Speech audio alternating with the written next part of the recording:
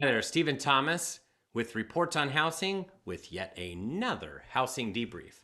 Thank you for joining us. I invite everybody to smash that like button. We want to get as many likes as we possibly can so that everybody out there can have good, solid facts and data based upon what's really going on in the housing market. I am an economist, a quantitative economist. My background is quantitative economics and decision sciences, and this is all that I do. Is I focus on the economics of housing and everything across the United States and around the world that will impact the housing market.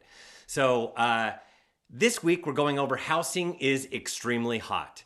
And this is going to counter what a lot of people are actually hearing about. And across the United States, pretty much all the press has, from CNBC to USA Today to Bloomberg, Wall Street Journal, everywhere across the United States, they're focusing on what is really closed sales data. And the problem with focusing on closed sales data is there is a real lag to closed sales data.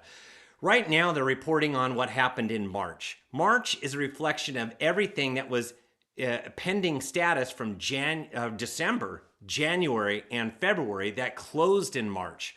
So there's a real lag to it. What happened in the market towards in those months were, values were still coming down in a lot of the country, and what we're focusing on today is a bit different. We're focusing on the available number of homes to show buyers, which is called supply, and demand based upon current pending sales activity. Way different than closed sales data. The pending sales that are placed into pending status today will not close until next month or possibly the month after that. So we're looking at May, June closings. And by the time you get that data and it's reported on, you're now looking at June, July that we report on the prior month of closed sales data. So there is a definite lag to what you're reading in the papers based upon closed sales versus what's really going on in the marketplace today. And we can sum it up best by this meme: installing spring inventory in the United States. Loading, please wait. Installation failed. Inventory not found. Spring inventory not available in your area. So really that is what is going on across the country.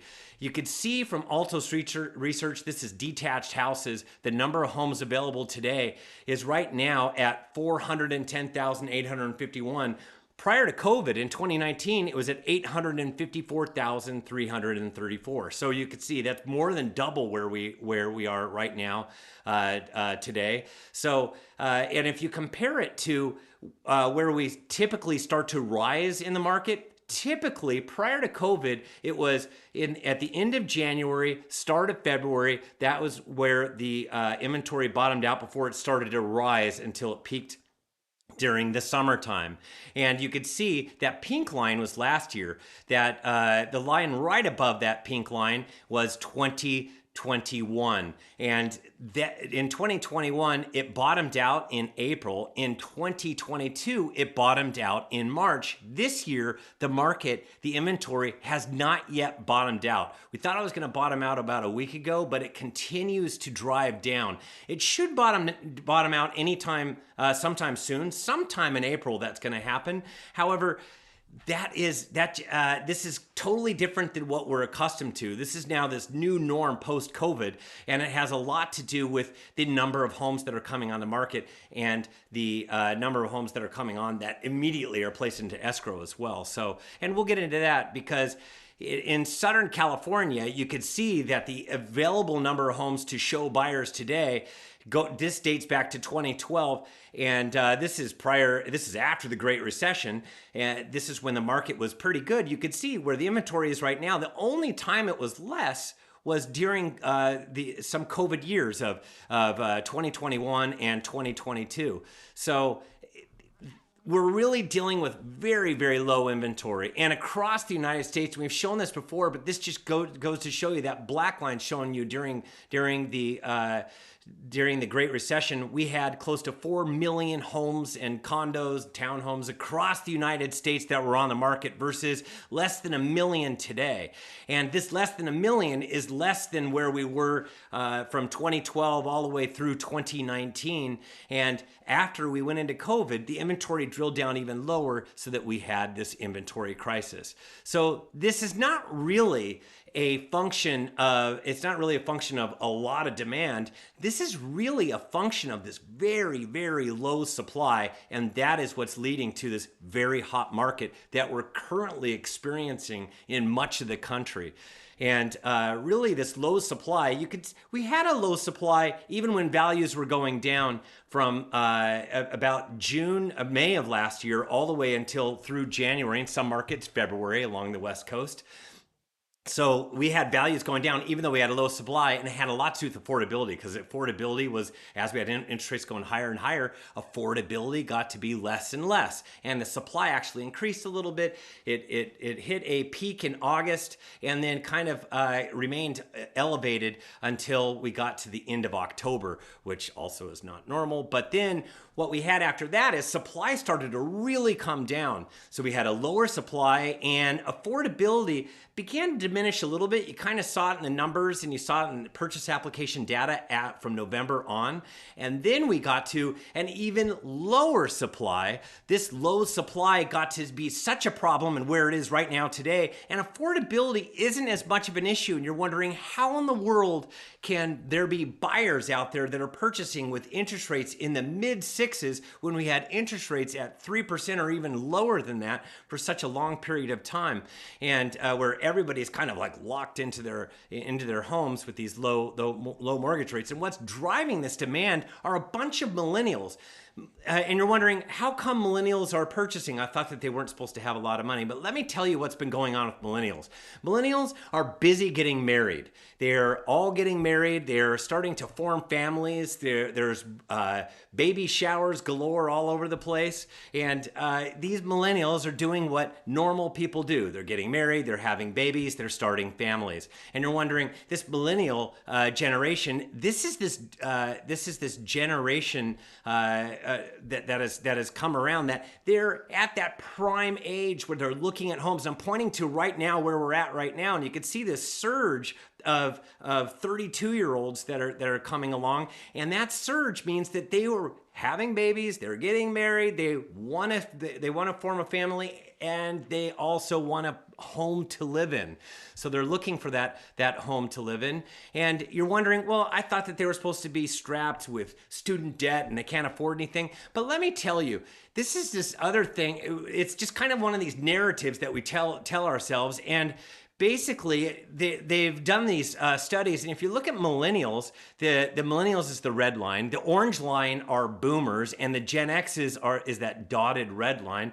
And where millennials are right now at their age, right now, is pretty much right where all the generations are as far as wealth is concerned. And this is they take out all the inflation and all that, but they're right on track to be just like millennials, just like baby boomers. They're no different than anybody else. They're accumulating wealth slowly but surely. They're actually dual income as well, which makes an absolute difference when you're trying to afford a house.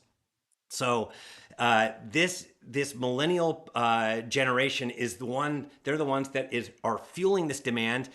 And you know what? At the end of the day, they're at this point right now where they're just done with this. They want to go purchase. And regardless of where interest rates are today, there's still a lot of millennials that are out there, and we're still seeing it in the numbers. I keep on hearing that on a weekly basis, that the interest rates are going up, but demand is really coming down. And I'm not really seeing it that much in the numbers. So it's another one of those narratives that's out there. We're seeing interest rates right now. This is as of today, 6.67%. It's actually come down from yesterday, but these are still relatively high, but they keep on bouncing around. It's just going to take another bad economic reading for interest rates to come down even further. We're just going to have to wait and see when that will be. But you know, it'll probably come at the end of the month once we get job readings, that type of thing. But at the end of the day, these millennials are up against what? Not enough homes on the market. They are right now looking at they've gone into this grocery store. It looks of homes available, and the aisles are all empty. The shelves are not stocked with a lot of homes, and they're going, gosh, I want to purchase. So they're now bumping into each other, diving after every little morsel that is available right now. So the reason that this has become such a problem is because of all of the homeowners that are staying put. They are just hunkering down in their houses. They are not really moving. And when you see this hunkering down effect, and it's because the vast majority, it's like 99% of everybody has interest rates of less than 6%. So of everybody out there that has a loan. So at the end of the day, that keeps a lot of people from selling their homes. And in Southern California, you could see the number of new listings coming on the market on a monthly basis. This is that blue solid line that I'm pointing to, and it's way off the numbers that we saw prior to COVID, even during COVID. The orange line is 2022, the red line is 2021, the green line is when we initially went into COVID. You could see that where it came down when we had the COVID lockdowns. But right now, based upon this, we're gonna have 108,000 missing sellers in Southern California alone. And if you look at this, this is the number of new homes on the market compared to the average for that month between 2017, 18, and 19, so prior to COVID. So we're comparing the number of homes coming on compared to that 3-year average each month. And you could see in the months of January, February, March, the first quarter, there are 40,200 missing sellers. You can see in the very left, that's COVID. And of course, we were missing a lot of homeowners when we first went into COVID. But then we had that one tall bar that is right under the in Southern California. And that is December of 2020. When we first went into COVID, we actually had a really robust December. But you can see on the right-hand side, the reason that there are fewer homeowners coming on is not because of COVID any longer. It's because all of these homeowners are enjoying really low rates. And you know what? They like their rates. They're not going to move. So, and this is also true. I just did this for the Bay Area this week as well, because we're getting ready to launch the Bay Area report, and I have to have all these different charts together for the Bay Area. And the Bay Area new listings on a monthly basis. Remember, this is a lot smaller of a marketplace compared to Southern California, tremendously. As a matter of fact, the entire Bay Area together is smaller than Los Angeles, but 27,000 missing sellers is what we're looking at based upon the first 3 months of the year, that solid blue line. So that dotted blue line is what it's projected to be based upon the first quarter. So 27,000 missing for sale signs. And if you see the Bay Area, you could see when we initially went into COVID on the left-hand side, and on the right-hand side, you could see that it's affecting them as well. That there are 14,000 missing for sale signs, and January was off by 30%. In February is off by even more, and in March it was off by even more. So cumulatively for the first quarter, there are 14,000 missing for sale signs. Easy for me to say. So let's get into demand. And demand is just a snapshot of pending sales activity. So this is recent activity. This isn't closed sales. This is just giving a snapshot of pending sales activity. And of course it is muted, but it's muted for a couple of reasons. Of course, number one is that we have high rates. So that's going to impact the number of buyers that are in the marketplace. So you can imagine as interest rates drive down lower, as they're suspected to by the end of this year, we'll get more demand in the demand column. We don't need a lot more demand because we already have this inventory issue, but demand is impacted by, because I'm doing snapshot of pending sales activity, by the higher rates. It is also impacted by the lack of for sale signs. If we had more sellers coming to market, it would eat into some of these buyers that have been bumping around. And right now we're getting that multiple offers. There would be fewer offers if there would be offers, but they would be able to look at a lot more available, and we'd be able to sprinkle those buyers over a lot more properties. But based on the fact that there are missing for sale signs, we have fewer pending sales. So that is the other half of the equation of why this demand reading is so muted. You can see right now today about 12,000 in Southern California, a little less. Last year we had 16,000, and pre-COVID we should be close to 18,000 is where we were. So which is 49% higher than today. But remember, a lot of this is it's muted because of lower rates, but also because of lack of sellers. So as a result, we have this extremely hot housing market that is hotter in some markets, and we'll get into exactly which markets, but I want you to see that in the Bay Area, the expected market time, first time I'm throwing up this chart, because we only started doing this in May of 2021. So, and that was in the midst of COVID. So right now where we are today is below 40 days. My threshold for an insane marketplace where it feels out of control, where you have multiple offers and you have offers that go higher than the purchase price, so the sales price is higher than the list price. Ultimately, that's what happens when you get at 40 days or lower. And we're still seeing multiple offers, but you see a lot more, and it's absolutely insane. That's where the Bay Area just arrived, is at that insanity market. And Southern California as a whole is a little bit above that insanity mark, but it's in the low 40s. And you can see where we are right now today. The only time that it was ever hotter than that was during COVID and for a minute during 2013. And where has the expected market time been going? The market time has been going down. And you could see it right here. Today, it's at 45 days for all of SoCal. Last year was at 27 days. That was when things were actually slowing down really fast. That's that orange line. You can see the orange line was going up at this time of the year and continue to go up. So within the next, about the next month to 6 weeks, this will definitely go below the orange line. So it will be less than last year as far as market time is concerned.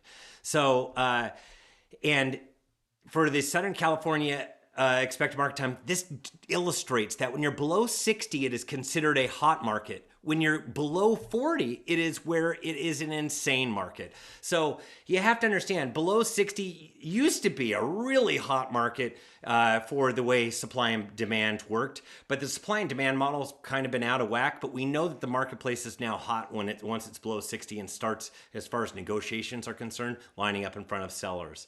When it's below 50, definitely lines up below sellers. When it's below 40, it is an insane marketplace where we have multiple offers. And where are we throughout all the markets that we track? Well, let me illustrate. In Los Angeles, it's at a 51-day expected market time. And remember, Los Angeles is so big that there are some markets that are hotter than others, so you have to drill down to the city, which our reports do. But at 51 days, the market's hot. In Orange County, it's at 37 days. That is an insane market. Riverside's at 47, hot. San Bernardino's at 51 days, hot. San Diego is the hottest market that we track. It's at 31 days. It's insane. Bay Area just dipped to the insanity level at 39 days last week. Sacramento Valley, this is all of Sacramento and the outlying various counties, is at 35 days. And Phoenix is at 44 days. And know that in Phoenix, it has been drilling down more and more and more. So that's kind of where that marketplace is at. And it's created a bidding war type of atmosphere, and it definitely lines up in favor of sellers at this point in most markets. And yeah, you have to understand that it's a bifurcated market. Luxury is doing something a little bit different than the lower end. The lower end, what I refer to as luxury, is the top 10% of the market. So the rest of the 90% of the market in a lot of markets is actually close to insane or hot.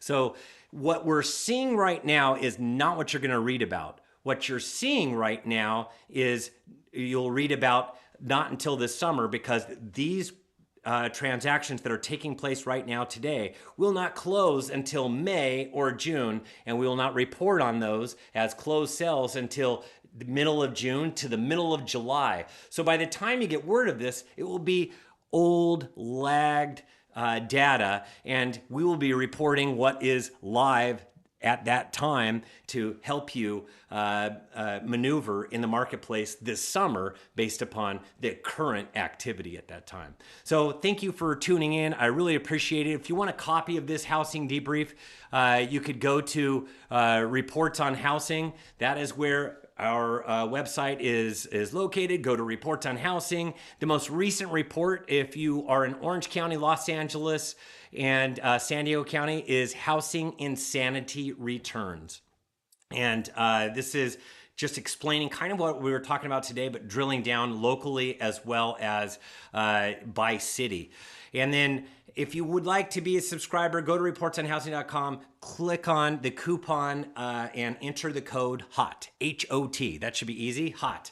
And something else I wanted to leave you on is I did a snapshot of closed sales activity, and the closed sales activity in many markets is really low. Like Orange County is at a 11-day median time on market for everything that's closed from April 1st on.